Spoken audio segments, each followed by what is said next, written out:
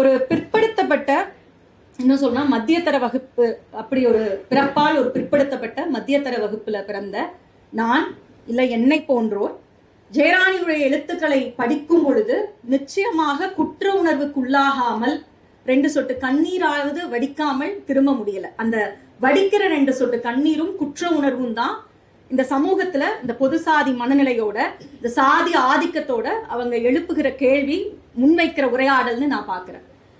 அப்படிதான் இந்த செந்நிலம் எல்லா இடங்கள்லையும் இன்னும் கிட்டத்தட்ட சொல்லணும்னா ஒவ்வொரு கூட்டத்திலையுமே செந்நிலம் புத்தகத்தை சம்பந்தமாகவும், இந்த புத்தகத்தை ஏன் வாசிக்கணும், இந்த புத்தகத்தை ஏன் கொண்டாடணும், ஜெயராணி தோழரை நாம ஏன் இன்னொரு பரிணாமத்திற்கு அவங்கள இட்டு செல்லணும் அப்படிங்கிறது, அவங்க ஆல்ரெடி போயிட்டாங்க, ஆனாலும் அந்த பரிணாமத்தையும் நாம கட்டாயமாக இந்த தமிழ் சமூகத்துல பதிவு செய்யணும் அப்படிங்கிறதுக்கான தேவை என்பது நிச்சயமாக இருக்கு.